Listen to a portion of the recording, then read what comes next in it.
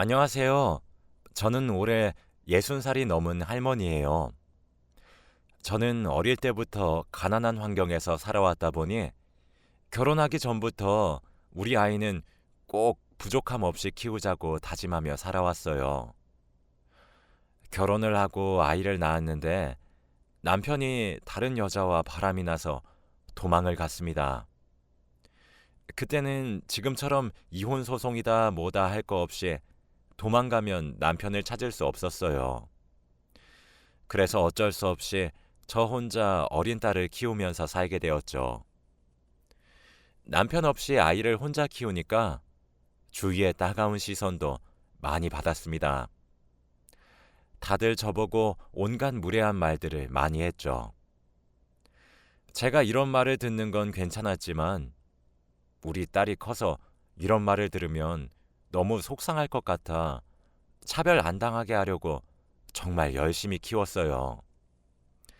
딸은 나와 다른 삶을 살게 하자 라는 말을 늘 마음속에 새겼던 것 같아요. 어렸을 적부터 팔남매의 집에서 가난하게 살다 보니 우리 딸은 꼭 부유하게 살게 해주고 싶었거든요. 그래서 밤낮 없이 하루 종일 일만 했고 딸이 사달라는 거, 먹고 싶다는 거 다 사주면서 남들보다 더 잘 키웠다고 장담합니다. 대신에 제가 딸을 위해서 열심히 돈을 많이 벌면 그만큼 딸과 함께 있는 시간이 줄어들 수밖에 없었죠. 그래서 딸이 하루 종일 뭐 하고 다니는지 알 수 없었고, 딸이 학교에서 공부는 얼마나 하는지, 딸의 친한 친구는 누가 있는지 전혀 알지 못했습니다. 늘 새벽 아침에 출근해서 밤늦게 퇴근을 하니까 항상 딸이 자고 있을 때 집에 들어갔죠. 그런데도 학교에서 전화 한 번 오지 않고 담임 선생님과 상담을 하면 늘 잘하고 있단 말뿐이었기에 알아서 잘하겠지 했던 것 같아요. 그리고 딸이 어느덧 고등학교 3학년이 되었는데 저한테 엄마, 나 대학교 어디 갈까? 라고 하더라고요. 저는 솔직히 어렸을 때 돈이 없어서 공부를 하지 못한 게 아직도 한으로 남아 있어서 딸만큼은 좋은 대학교에 들어가서 떳떳하게 어깨 피고 살았으면 좋겠다고 생각했어요. 음, 엄마는 우리 딸이 명문대를 갔으면 좋겠는데. 엄마 어렸을 적에는 돈이 없어서 공부를 못했는데 그게 아직도 엄마가 한으로 남아 있거든. 엄마 봐봐. 공부 못해서 지금 공장에서 일하고 있는 거. 엄마처럼 되지 말고 우리 공주님은 멋진 의사, 검사, 판사처럼 사자 직업 가졌으면 엄마는 소원이 없을 것 같아. 라고 했습니다. 딸은 제 부탁을 들어주었고 다행히도 명문대에 합격을 해서 서울로 가야 했어요. 저는 그런 딸이 커서 명문대를 들어가니까 너무 기특하더라고요.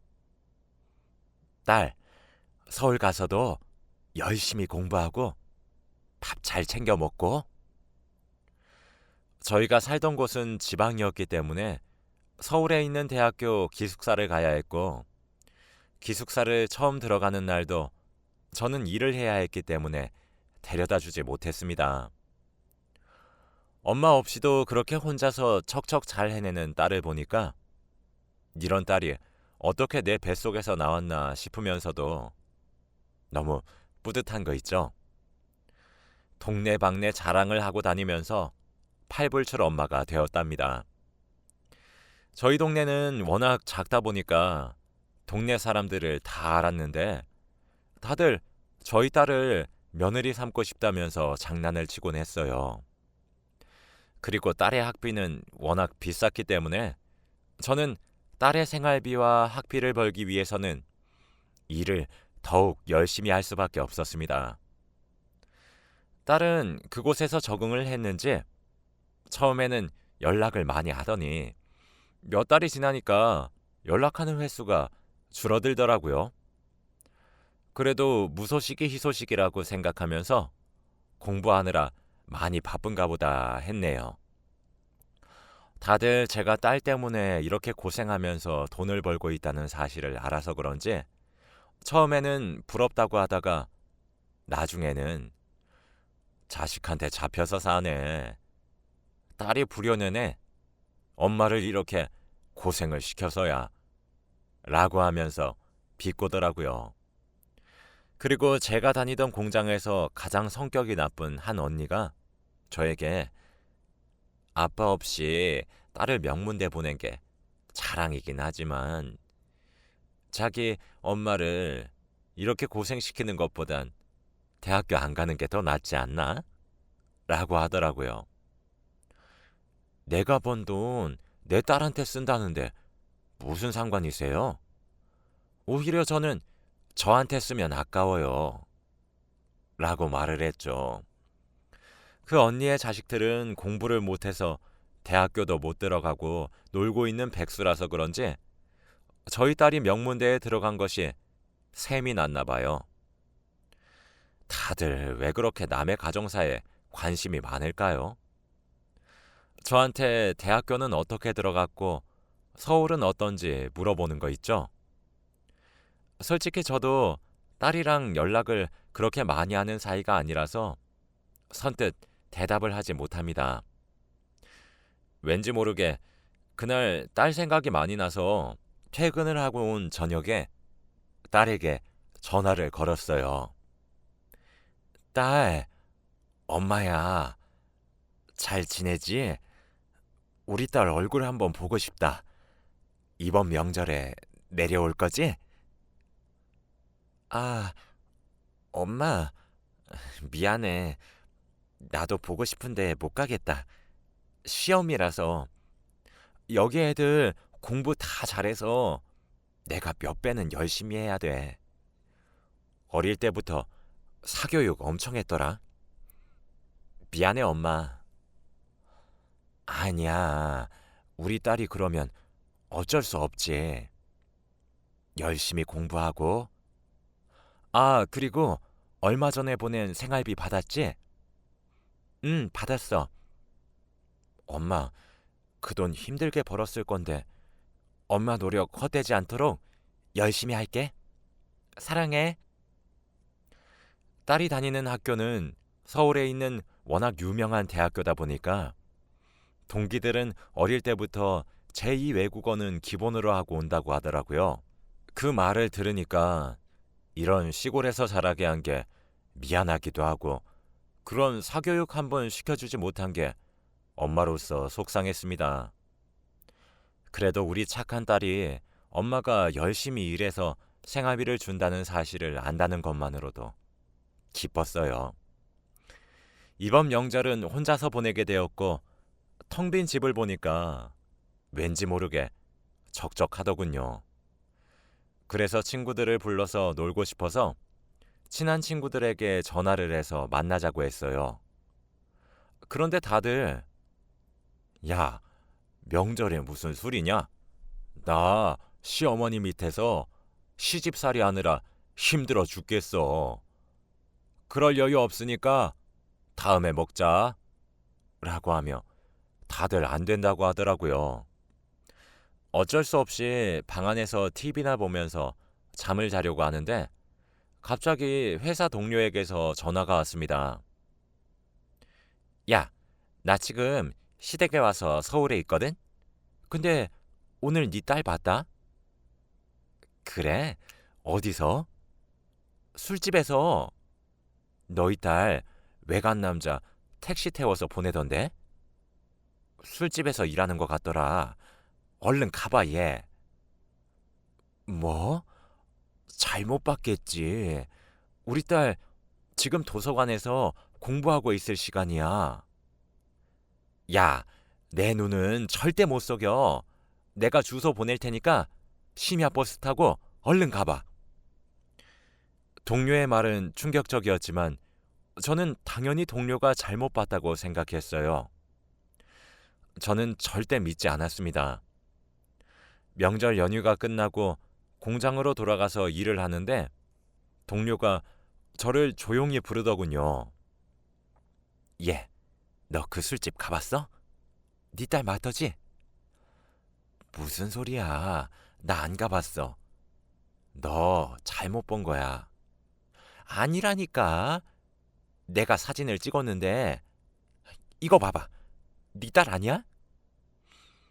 그런데 동료가 보여준 사진 속에는 누가 봐도 제 딸이 있었습니다.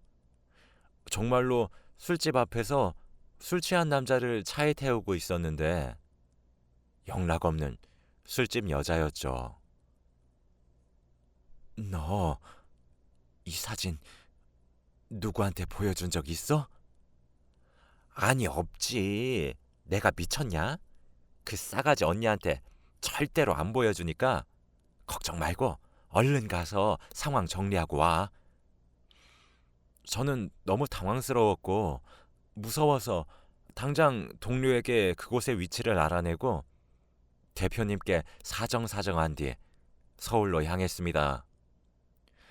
저희 동네에는 서울까지 6시간이 걸렸는데 그 시간이 어떻게 지나간 줄 모르겠어요. 가는 내내 설마 딸이 그런 일을 할까 싶었고 낮에는 학교 생활을 하고 밤에는 그런 일을 하나 이 생각을 하면서 서울을 갔던 것 같아요. 서울에 도착하니 해가 지고 있었고 저는 택시를 타고 바로 그곳으로 향했습니다. 그리고 떨리는 마음으로 그 술집 문을 열고 들어갔는데 딸이 서 있더라고요. 딸과 눈이 마주친 저는 그 자리에서 털썩하고 주저앉았고 딸도 저를 보고 놀랐는지 눈이 커지면서 아무 말도 하지 못하더라고요. 한 번도 이런 모습을 본 적이 없어서 너무 당혹스러웠고 왠지 모르게 거리감이 들더라고요. 딸은 주저앉은 저의 손목을 잡고 가게 밖으로 나가서 구석진 곳으로 끌고 갔어요. 그런데 당장 사과를 하고 잘못했다고 빌 줄 알았던 딸은 오히려 당당한 태도로 엄마, 여긴 어떻게 왔어? 짜증나 진짜 라고 하며 갑자기 입에 담배를 물더라고요. 제 앞에서 담배를 펄펄 피는데 정말 제 딸이 맞나 싶을 정도로 낯선 모습이었습니다. 너 학교는 이런 일 하면서 돈 벌고 있던 거야? 돈이 부족했어? 엄마한테 더 달라고 하지. 엄마, 사실 나 대학교 안 다녀. 다 거짓말이었어. 뭐? 그게 무슨 말이야? 미안해. 그냥 대학생 행세하면서 엄마한테 생활비 타낸 거야. 미안해, 엄마. 저는 딸의 말을 도저히 믿을 수 없었어요. 수년간 대학교를 다닌다고 도서관에서 공부를 한다고 했던 딸은 어디 가고 이런 양아치 같은 모습을 한 사람이 제 딸이라뇨. 저는 눈에 눈물이 맺히면서 아무 말도 할 수 없었습니다. 엄마한테 다 말하려고 했어. 그런데 엄마가 먼저 찾아와 버렸잖아. 왜 말도 없이 찾아와? 내가 다 말하려고 했는데. 뭐? 내가 너를 어떻게 키웠는데? 내가 평생 일만 하면서 너를 어떻게 키웠는데 그런 말을 해? 너 하나만 바라보면서 너한테 내 평생을 다 바쳤는데 내가 그렇게 해달래? 엄마가 그렇게 선택한 거잖아. 누가 엄마 평생 다 바쳐가면서 살아달래? 엄마도 엄마 인생 살아. 내가 이렇게 키워달라고 한 적 없잖아. 저는 그 말을 듣고 순간 화가 치밀어 올라서 저도 모르게 딸의 뺨을 내려치고 말았어요. 딸은 저한테 맞고 빨갛게 달아오른 뺨을 어루만지면서 엄마, 나 이제 엄마한테 빚 다 갚은 거지? 그리고 엄마, 내가 이렇게 된 건 다 엄마 때문이야. 학창 시절에 내가 어떻게 컸는데 학교에서 왕따 당하면서 살던 것도 모르지? 매일같이 애들한테 맞으면서 살고 엄마가 벌어다 준 돈 다 걔네한테 뺏겼어. 엄마는 늘 돈 벌기 바빴으니까 절대 몰랐겠지. 난 엄마가 벌어다 주는 돈보다 엄마의 사랑이 고팠어. 알아? 나 서울 올 때 나 괴롭히던 애들 지갑 다 훔쳐서 서울로 도망 온 거야. 이제 나 찾아오지 마. 돌아가. 그리고 나 임신했어. 결혼도 할 거고 남편은 부잣집 외동 아들이야. 나 엄마 없어서 더 잘 살아. 다신 찾아오지 마. 엄마는 나한테 민폐만 끼치니까. 라고 하며 울면서 저를 밀쳐냈습니다. 저는 딸을 부족함 없이 키우는 것이 그게 부모의 사랑이라고 생각했어요. 그래서 제가 힘들더라도 우리 딸이 밖에서 좋은 모습으로 보이면 그게 행복이었거든요. 그런데 딸은 오히려 제가 벌어다 주는 돈으로 자기가 꾸미는 것보다는 저의 사랑이 필요했다는 말을 들으니까 가슴이 찢어질 것 같고 눈물이 왈칵 쏟아지더라고요. 지금까지 제가 착각을 했나 봐요. 딸은 저 같은 엄마를 둬서 다행이라고 생각했는데 오히려 저 같은 엄마가 있어서 딸이 이렇게 삐뚤어졌나 봅니다. 그리고 딸이 임신을 했다니 어떻게 이런 엄청난 사건들이 한 번에 덮쳐오나요? 그럼 사위는 제 존재도 모를 거잖아요. 딸이 아까 담배를 피우는 걸로 봐서는 아기한테 많이 안 좋을 텐데 말입니다. 딸이 그런 모진 말을 저한테 내뱉어도 저는 딸을 미워할 수 없었어요.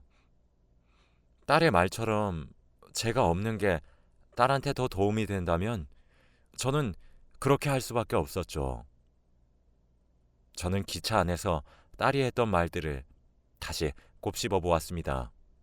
딸이 학교를 다니면서 친구 관계에 대해 이야기를 한 적이 단 한 번도 없는데 그게 왕따를 당해서 그랬다뇨. 학교 선생님도 저한테 아무 문제 없다고 말을 하셔서 안심하고 있었는데 우리 딸이 그런 상처가 있는 줄 몰랐습니다. 집으로 돌아가서 딸의 방을 뒤졌고 딸의 서랍 속에서 일기장을 발견하게 되었어요. 그런데 일기장 내용은 정말 충격적이었습니다. 온몸에 멍투성이인데 엄마는 관심도 없다. 조금만 들여다봐도 금방 알 수 있는데 아무도 내 편은 없다. 이외에도 딸은 학창 시절에 자신이 당했던 모든 일들을 다 일기로 써놨고 일기를 읽으니까 딸이 겪었던 고통을 제가 다 겪는 기분이더라고요. 이 모든 게 제 탓 같았고 슬퍼서 그날 딸의 일기장을 부여잡고 엉엉 울었습니다. 그때의 딸은 너무 어렸는데 저는 혼자서 잘 하는 줄 알았어요. 그래서 혼자 내버려 두고 열심히 일만 했는데 그게 악영향을 끼쳤네요. 힘들었던 딸을 혼자 내버려 둔 것이 너무 미안해서 찾아가지도 못하겠더라고요. 엄마 없이 사는 게 더 행복하다는 딸에게 찾아가면 민폐만 끼칠 것 같아서 딸과 연을 끊고 사는 게 딸을 위한 거라고 생각했어요. 그래서 다시 다니던 공장에서 일을 하고 제 삶에 집중하기로 했답니다. 그렇게 몇 년이 흘렀어요. 그동안 딸은 정말로 잘 살고 있는지 연락 한 통이 없더라고요. 몇 년 동안 하루도 빠짐없이 딸을 생각했답니다. 밥은 굶지 않는지, 남편은 잘해주는지, 임신했던 아이는 잘 낳아서 잘 키우고 있는지 등 딸의 안부가 너무 궁금하더라고요. 길거리에 지나가는 부부들만 봐도 딸 생각이 났습니다. 그런데 제 간절함이 전해졌는지 몇 년 만에 딸에게서 전화가 왔어요. 엄마, 나 좀 도와줘. 딸은 울고 있는 목소리로 저에게 말을 했고, 딸의 그런 목소리가 너무 걱정이 되었죠. 얼른 내려와. 우리 딸, 엄마 기다리고 있을게. 딸은 바로 다음 날 아침에 많은 짐과 자신의 아이를 안고 집으로 돌아왔고, 이때까지의 일을 이야기해 주었습니다. 남편은 자기가 정말 사랑했던 남자라고 했고, 아이를 낳자마자 다른 여자와 바람이 나서 도망갔다고 하더라고요.